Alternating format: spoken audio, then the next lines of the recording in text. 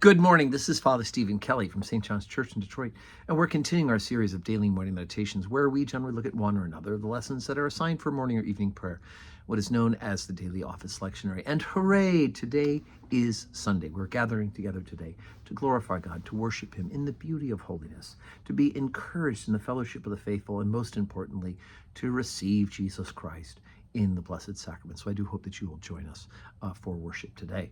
Let's take a look at this morning's lesson. Today is Good Shepherd Sunday. It's the second Sunday after Easter, and it's also known in the church as Good Shepherd Sunday in our traditional calendar. And so the readings all have to do with Christ as a good shepherd, including the Old Testament one, where we're talking about the prediction of the coming of the Messiah and the relationship of God and His people. So chapter 40, beginning at verse number 1. Comfort ye my people, saith your God. Speak ye comfortably to Jerusalem, and cry unto her that her warfare is accomplished, that her iniquity is pardoned, for she hath received the Lord's hand double for all her sins.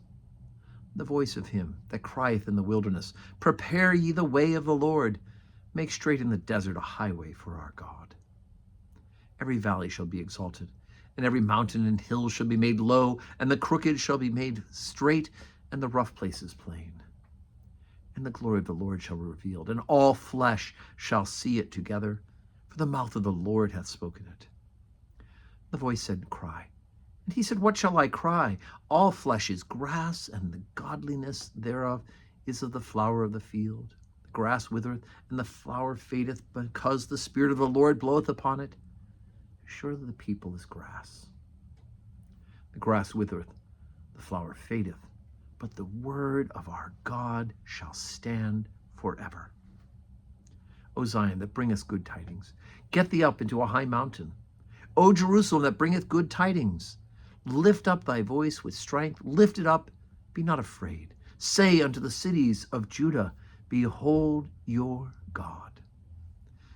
Behold, the Lord God will come with a strong hand, and his arm shall rule for him. Behold, his reward is with him, and his work before him.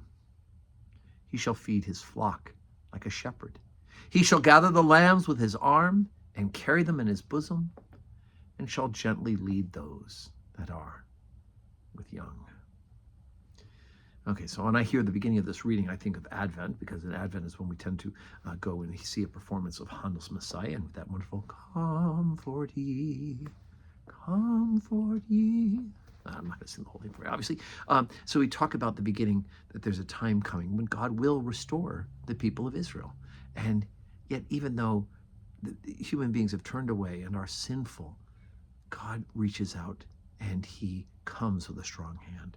With his arm shall he rule him, and he shall feed his flock like a shepherd.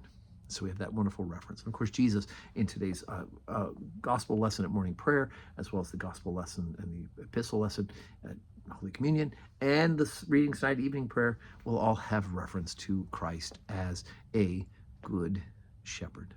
I had the great honor as a young priest to serve as a curate, which is the first job out of seminary as a priest, at the Church of the Good Shepherd in Rosemont, Pennsylvania. So prayers today for that congregation, especially as they're about to go through a transition in going to apply for or begin interviewing for a new rector. I served there a long time ago. Goodness gracious, I was there from 94 to 1996. Time flies.